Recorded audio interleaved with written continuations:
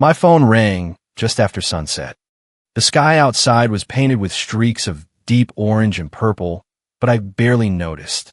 I was curled up on a couch in our Sunnyvale Estates townhouse, flipping through a pile of HOA violation notices, my mind still stuck on a nightmare from 3 days ago. The moment I saw the caller ID, Karen, HOA president, I almost didn't pick up. The last time we spoke, her voice dripped with that fake sweet condescension she used on everyone who dared question her precious rules. "Linda, dear, the community comes first," she'd coo while slapping a $250 fine on Mrs. Johnson for an American flag that stayed up one day past Memorial Day. But tonight it was different.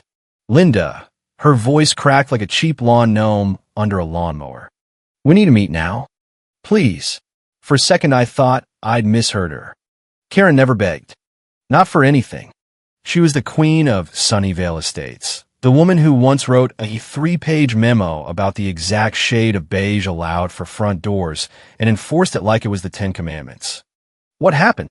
I asked cautiously, pressing the phone tighter to my ear. She hesitated, breathing unevenly. "It's Sophie." I didn't know she could. I didn't think she cut herself off. "Linda, just meet me. I can't fix this. I can't undo it." Those words, "can't undo it," sank into me like cold water down my spine. This wasn't the voice of the woman who strutted around in her pastel blazer, clipboard in hand, lecturing neighbors about the greater good of the community. This was the voice of a Karen cornered, her little empire of fines and fear finally cracking. I leaned back slowly, gripping the phone so hard my knuckles whitened. My mind raced back to that moment 3 days ago when Sophie had stood in our kitchen, her eyes steady and unreadable. We had just discovered that the entire Community Youth Scholarship Fund, every cent I'd scraped together over 19 years, was gone, emptied by the very woman now calling me, her laugh still echoing in my memory as she told the board we were all overreacting to a little accounting tweak. And yet Sophie hadn't cried. She hadn't yelled. She'd simply turned to me, rested her hand on mine, and said 2 words in a calm, almost reassuring voice. "Trust me." I had wanted to demand an explanation right then, but there was something in her tone, a quiet certainty that didn't match her 19 years, that made me stop. Now, hearing Karen's voice shake through the phone, I wondered if those 2 words had been a warning or a promise. "What did you do to her?" I asked sharply, my patience unraveling like the cheap plastic HOA welcome signs Karen loved to plant everywhere. "Nothing," she said quickly, almost too quickly. "Linda, please just meet me tonight.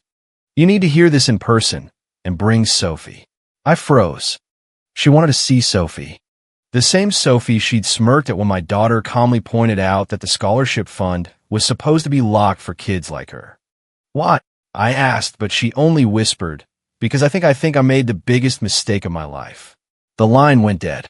For a long moment, I just sat there staring at the darkened phone screen, my heartbeat thundering in my ears. Outside, the last bit of sunlight faded away, and the house seemed to grow colder. In the quiet, my thoughts drifted back to that smirk Sophie had given me 3 days ago. Not a mean smirk, but the kind you give when you're holding on to a secret that's about to change everything. I didn't know what my daughter had done, but whatever it was, it had turned Karen, the woman who once fined a family for having too many potted plants, into a woman I barely recognized. People think a scholarship fund is just money in a bank account. For me, it was more than that. It was 19 years of sacrifice packed into numbers on a screen. When Sophie was born, I promised myself she'd never have to fight for her education the way I did. I knew what it was like to juggle 2 jobs, skip meals, and study through exhaustion, while HOA Karens like the one running our neighborhood made life even harder with their endless rules. I wanted her path smoother, brighter. So I started small, $5 here, $10 there. Every time the HOA raised fees for emergency reserves, I added extra. Every bonus from my accounting job, every birthday gift from Uncle Ray, every tax refund, all of it went straight into that Community Youth Scholarship Fund I had fought to create. Over the years, it grew into something solid, something that could pay for Sophie's dream school, maybe even graduate studies. Karen never understood. It's just community money sitting there, she'd say with that syrupy smile at board meetings, flipping through her agenda like it was a royal decree.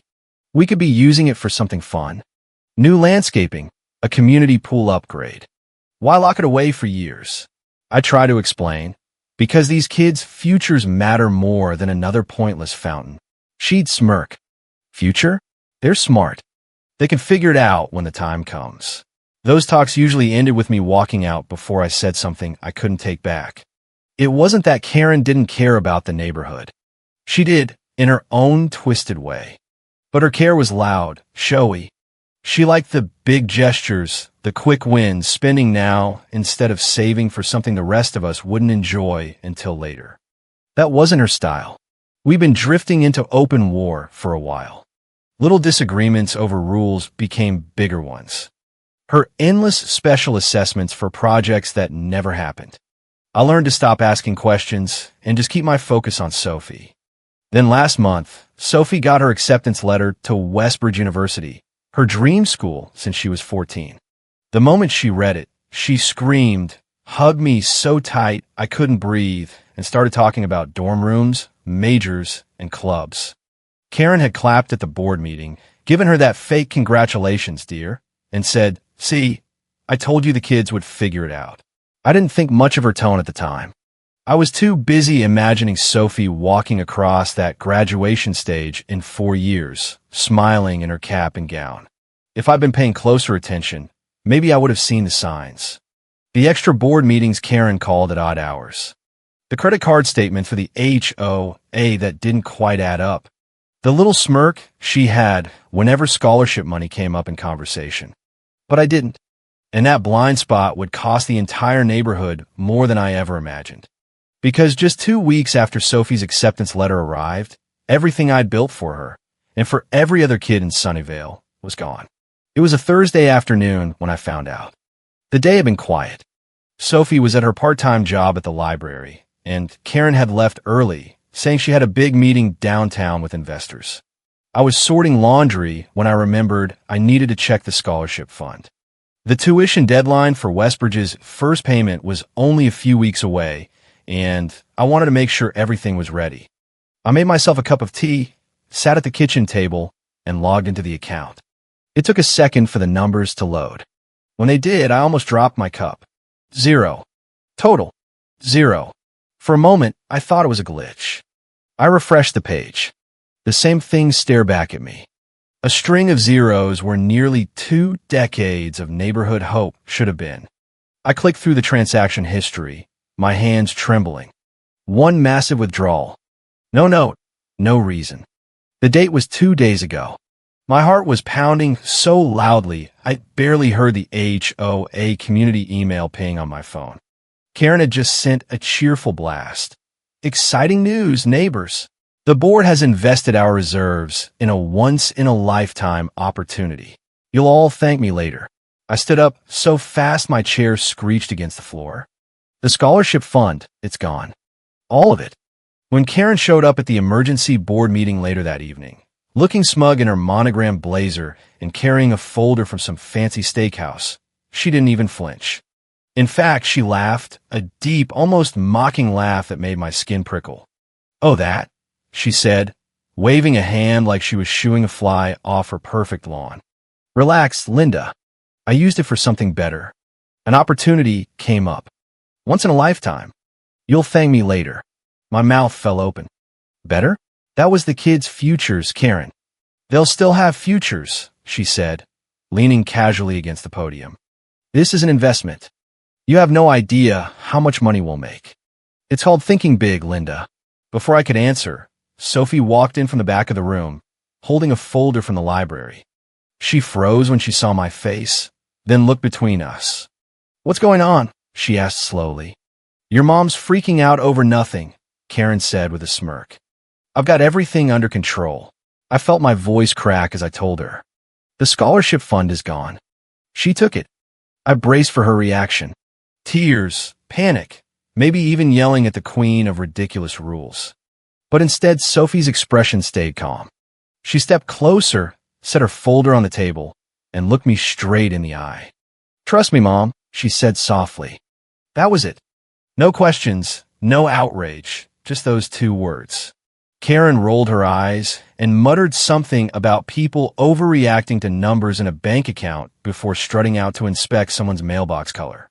But Sophie didn't move. She just kept that steady gaze on me, her lips curling into the faintest hint of a smile. And in that moment, I didn't know if I should feel comforted or terrified. The next morning, I expected Sophie to come downstairs furious, demanding answers from Karen at the next board meeting. She didn't. Instead, she poured herself a cup of coffee, sat at the table, and read through some papers like it was any other day. No mention of a scholarship fund. No mention of the HOA president. I couldn't take it. "Sophie, are you going to say anything about what happened?"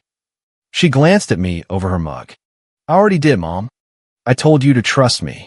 It wasn't defiance. It wasn't laziness. It was control. Like she knew something the rest of us didn't. That night, after Karen went home to polish her collection of world's best HOA president plaques, I noticed Sophie in the living room with her laptop open, typing quickly. Every now and then she'd make a phone call, her voice low, almost a whisper. I caught fragments, words like bylaws, confirmation, transfer. But before I could ask, she'd end the call and smile at me like nothing had happened. By the second day, she started going out more. She'd grab her tote bag, say she was running errands, and disappear for hours. She wasn't dressed for hanging out with friends. No casual jeans or hoodies.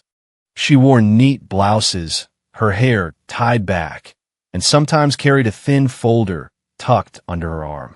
On the third day, I happened to be outside watering the plants when our neighbor misses. Carter called over the fence.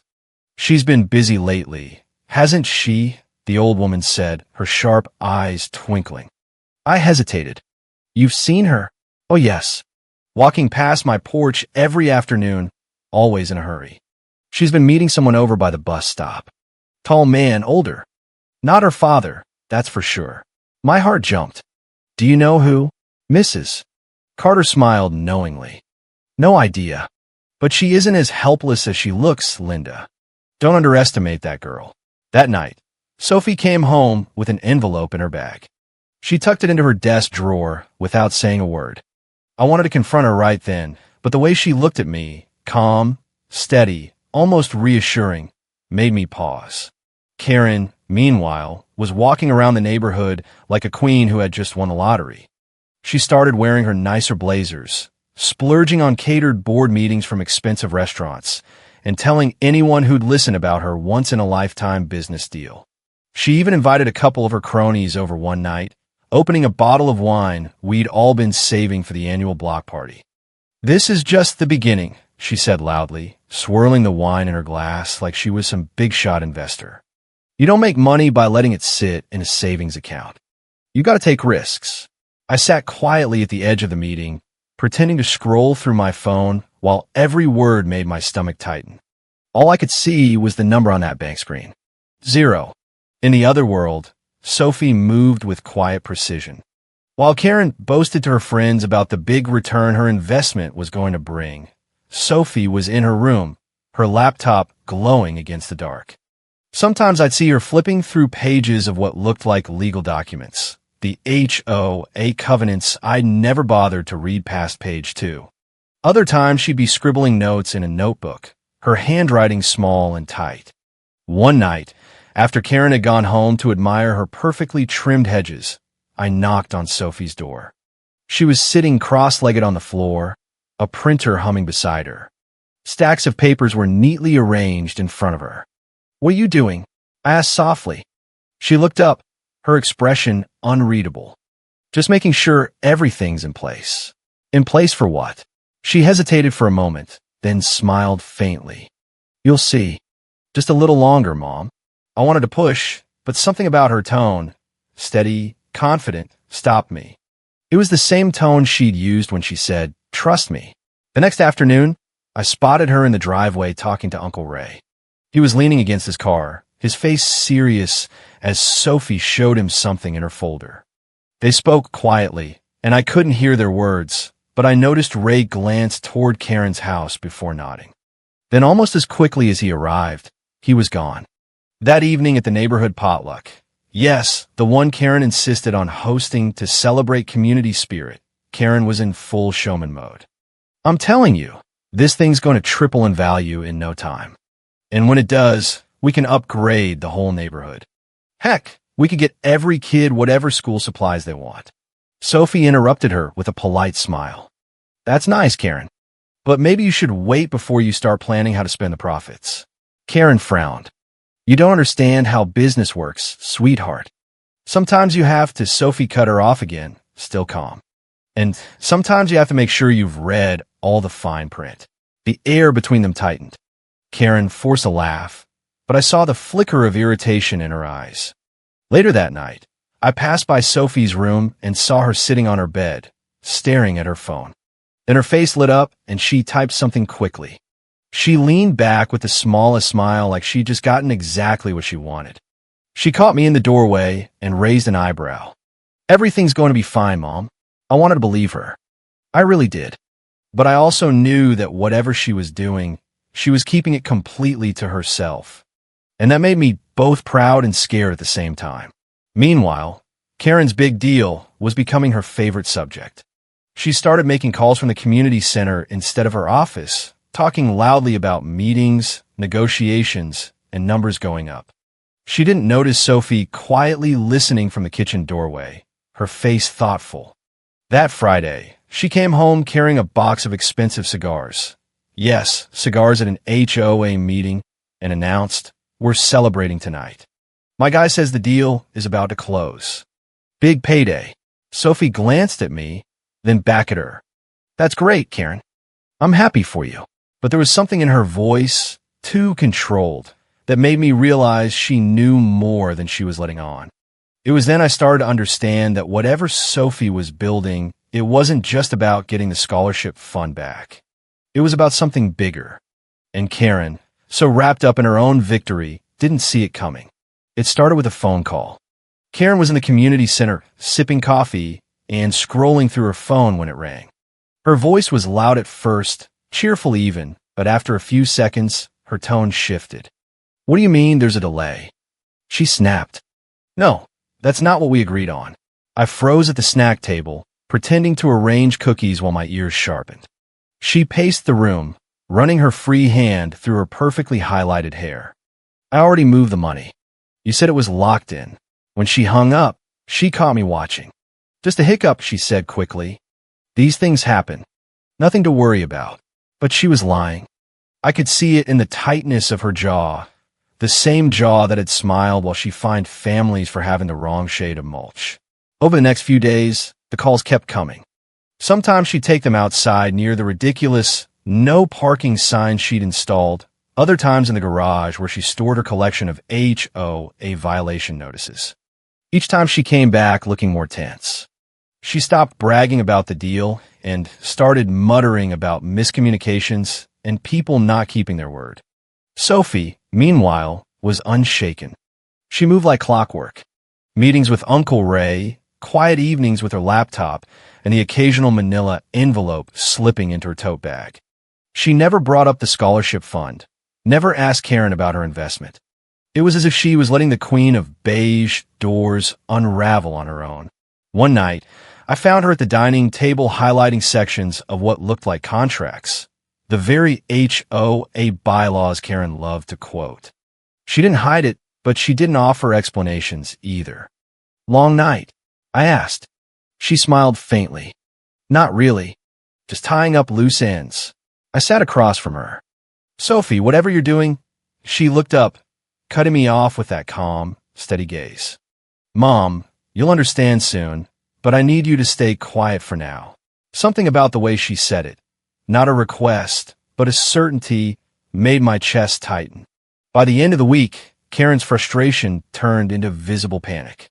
She stopped sleeping through the night, and I'd catch her in the community center at 3 a.m., scrolling through her phone with a deep frown, her blazer rumpled like she'd slept in it. One morning, I overheard a conversation I wasn't supposed to hear. I don't care what the contract says, she hissed in her phone. You can't just back out now. My name's on this. If this goes public, she stopped abruptly, glanced over her shoulder, and walked outside past the perfectly trimmed hedges she was so proud of. Sophie had been sitting on the stairs, half hidden, listening. When Karen stepped out, she slipped back into her room without a word. That afternoon, Uncle Ray's car appeared in the driveway again. Sophie climbed in without hesitation, her folder in hand. I stood at the window watching them drive away, my heart pounding with questions I couldn't ask. Karen came home later that night, looking pale. She didn't even glance at the neighbors as she went inside. No talk of celebrations, no cigars, no wine, just silence. Sophie came home an hour later. She walked past me with a small, satisfied smile. Everything okay? I asked carefully. She paused at the bottom of the stairs.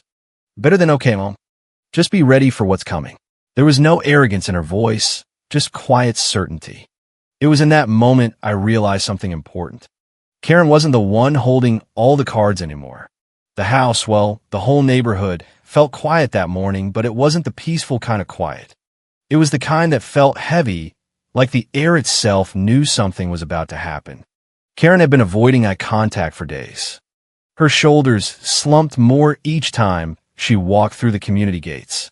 The phone calls that once made her puff out her chest now left her pacing in tight circles, whispering into the receiver like a woman trying not to be overheard. 3 days had passed since Sophie's calm, "Trust me," in the kitchen. 3 days since the account balance hit zero. 3 days since Karen had looked so sure of herself. I was in the living room folding laundry when my phone rang. I glanced at the screen. Karen. I almost let go to voicemail, but something made me answer. Linda.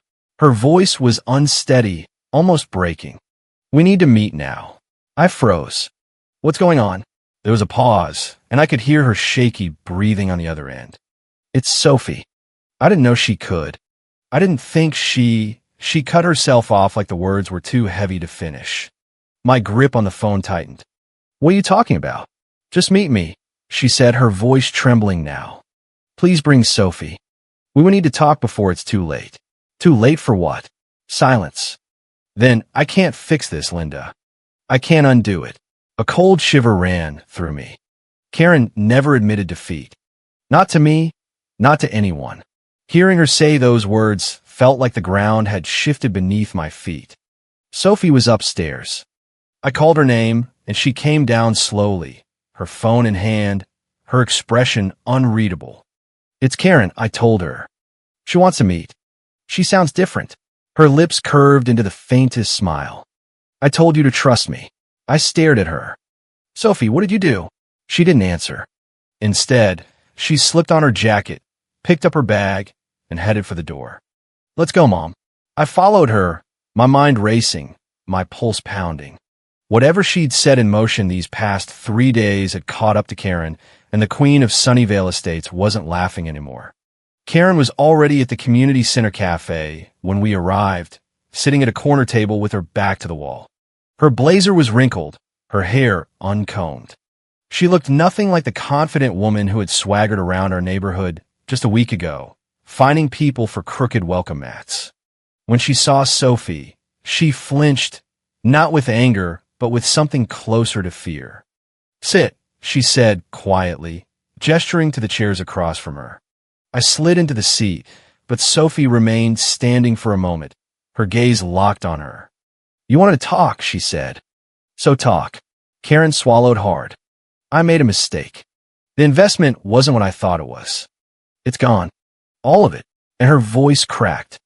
They're saying I broke the contract. They're threatening to sue. My name, my position, everything's on the line. I clench my fists. You think I care about your position after what you did to the kids' futures? She shook her head quickly. This isn't just about me anymore, Sophie. You were right. I should have never touched that money. But now, she stopped, her eyes darting to Sophie's bag. You did something. I know you did. They told me. I turned to Sophie. What's she talking about? She calmly placed her bag on the table, unzipped it, and pulled out a thick folder. She slid it toward Karen. "These are copies of the contracts you signed," she said. "You didn't read them, Karen. You didn't notice the loopholes, but I did." Karen blinked, her hand trembling as she opened the folder. Inside were neatly organized pages, each marked with yellow sticky notes and highlighted sections. "I had a friend at the library put me in touch with someone who knows contract law," Sophie continued. "Then I took them to Uncle Ray. He helped me contact the other party in your investment." Karen's face paled. "You went to them?" She nodded. "I told them you'd violated the terms and that I had proof. In exchange for not taking you to court, they agreed to transfer all the remaining assets back to the scholarship fund. Assets you didn't even realize could be reclaimed." I stared at her, stunned. "Sophie, you got the money back." Her lips curved into a small smile. "Every penny, Mom, plus a little extra. Enough to cover tuition and living expenses for 4 years, plus a few grants for other kids." Karen's eyes widened. "You went behind my back." Sophie leaned forward, her voice steady. "You went behind the whole neighborhood's first. You took what wasn't yours. You laughed in our faces. You thought I was helpless." Karen opened her mouth, but no words came out. "And there's one more thing," Sophie said, sliding a second envelope across the table. "This is from Uncle Ray's attorney. He's filing a formal complaint against you for financial misconduct, using HOA funds for personal gain without consent. If you ever try something like this again, it won't be a private conversation. It'll be public record, and probably go viral on every HOA horror subreddit." Karen's hand hovered over the envelope, but she didn't touch it. Her shoulders slumped, and for the first time, I saw her look small. Like the woman who had spent years terrorizing neighbors over grass length was finally facing a blade she couldn't control. "You can't undo what I've already set in motion with them," Sophie said quietly. "They've blacklisted you. You won't get another deal in this city or any HOA board position within 100 miles. The covenants are clear. Misuse of reserves triggers automatic removal." The word seemed to hit her harder than any fine she'd ever issued. She looked at me then, her eyes glassy. "Linda, I'm sorry. I didn't think no." I cut in, my voice sharp. "You never do.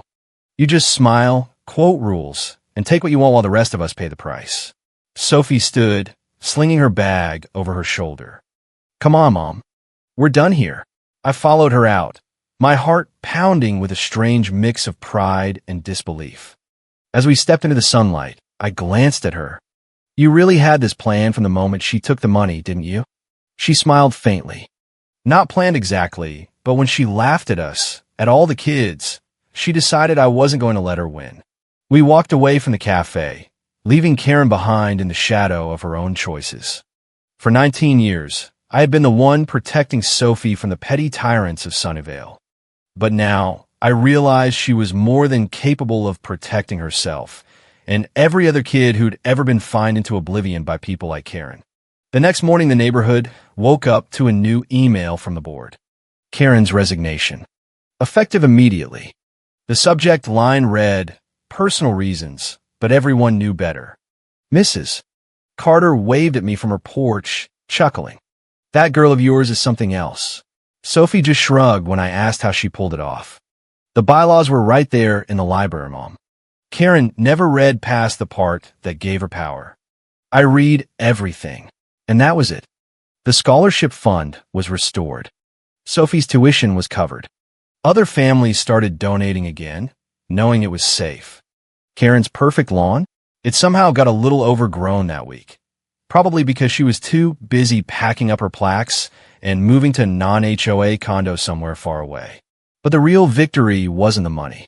It was watching the woman who had ruled with an iron clipboard finally understand what real consequences looked like. She had spent years making us all jump through hoops, 3-inch grass, beige doors, no flags on the wrong day, while she helped herself to the future we were saving for. Sophie never raised her voice. She never posted rants online. She just read the rules better than the woman who wrote them. And when Karen begged for mercy, Sophie handed her the same polite smile she'd been given 3 days earlier. Trust me, the neighborhood felt different after that. People started questioning the ridiculous fines. The board meetings got shorter. Someone even planted a small American flag in their yard on a Tuesday, and no one said a word. Karen tried one last pathetic attempt to save face. She showed up at the community center a week later, hair perfect again, blazer pressed, trying to spin the story. It was all a misunderstanding, neighbors. I was only trying to grow the fund. But Sophie was there too, quietly sitting in the back with her folder. One raised eyebrow from my daughter, and Karen's voice faltered. She left before the meeting even ended. The silence that followed was the sweetest sound I'd ever heard. I asked Sophie later if she was scared at any point. She just laughed softly. Scared? Mom, she was the one breaking her own rules. I just made sure she read them out loud. And that's when it hit me. For years I thought I had to shield my daughter from the Karens of the world. The ones who smile while they steal, who quote regulations while they rob kids blind. Turns out Sophie didn't need shielding. She needed the chance to show them exactly how sharp a quiet mind can be. The scholarship fund is back. Sophie starts Westbridge in the fall. And Karen? Last I heard, she's living in an apartment complex with no HO, probably still muttering about overreactions to her reflection in the mirror. But every time I drive past the community sign that now reads Scholarship Fund Protected by Resident Oversight, I smile. Because the real story isn't about stolen money or bad investments. It's about a 19-year-old who looked at a tyrant and decided the rules worked both ways. Karen thought she owned the neighborhood. Sophie proved the neighborhood could own itself back. And me? I finally learned what trust me really means when it comes from the smartest person in the room. The days that followed were a masterclass in quiet satisfaction. Karen's lawn, once the pride of Sunnyvale, started sprouting dandelions because, surprise, she wasn't around to micromanage the landscaping crew anymore. Neighbors who had been too scared to speak up suddenly found their voices. Mrs. Johnson hung her flag every single day and even added a little sign that read, "No Karen Zone." The board meetings turned into actual discussions instead of Karen's one-woman monologue about the dangers of non-compliant garden gnomes. And the scholarship fund? It wasn't just restored, it grew. Families who had watched Sophie work in silence started adding their own contributions, whispering that maybe the quiet ones were the ones to watch. I caught Karen one last time at the mailbox, tried to pretend she was just passing through. Her eyes darted everywhere except at me. "Linda," she started, voice still trying for that fake sweetness. "I hope there are no hard feelings." It was all for the community. I just smiled the same way Sophie had 3 days earlier. "Of course, Karen. We all trust you." The way her face crumpled was pure black comedy. The woman who had fined me for a crooked doormat, now standing there with her empire in ruins, reduced to begging for dignity from the very people she'd mocked. She drove away in her pristine SUV, probably still convinced the world had wronged her instead of the other way around. Sophie never bragged. She went back to her library job, helped other kids with college essays, and quietly updated the fund's bylaws so no future president could ever pull the same stunt. "It's not revenge, Mom," she told me one evening while we sat on the porch watching the sunset paint the neighborhood in the same orange and purple I'd ignored weeks earlier. "It's just making sure the rules actually protect people instead of one person." I laughed then, a real laugh that came from deep in my chest, the kind you only get after watching a bully realize the clipboard they worshipped was just paper. Karen had spent years laughing at us, calling us overreactors, treating the neighborhood like her personal piggy bank. Sophie had simply read the fine print and turned the piggy bank into a mirror. The best part? The story started spreading. Other HOAs in the area suddenly had mysterious complaints filed against their own Karens. People shared screenshots of our board's new transparency rules on forums titled HOA Horror Stories. And every time someone asked Sophie how she did it, she'd just shrug and say, "I trusted the process." Black humor at its finest. The tyrant who weaponized rules got destroyed by the same rulebook she thought only she understood. I used to think HOA meant Homeowners Association. Now I know it really stands for Handle Overzealous Authoritarians when your 19-year-old daughter decides enough is enough. We never saw Karen again. Rumor has it she moved to a retirement community that banned all meetings, probably because she couldn't handle another Sophie. But every time I check the scholarship balance and see those healthy numbers, I remember the night she called me begging, the way her voice cracked, the way Sophie stood there calm as ever. And I smile, because the woman who stole the future finally learned that futures have a way of fighting back, smart, silent, and unstoppable. Sunnyvale Estates is peaceful again. The grass is whatever length people want it. The doors are any color that makes people happy. And the kids? They're going to college without wondering if their fun will vanish into someone's ego. If there's one lesson I'll carry forever, it's this. Never underestimate the girl who says, "Trust me," while the Karen is still laughing. Because while the tyrant is busy enforcing 3-inch grass, the smart one is busy enforcing justice. And justice, it turns out, doesn't need a blazer or a clipboard. It just needs someone who actually reads the rules before she breaks the real ones. Sophie starts classes next month. The fund is thriving. And me? I finally sleep through the night knowing the neighborhood is safe, not because of Karen's rules, but in spite of them. Sweet, satisfying, and just a little bit hilarious in the darkest way possible. The end.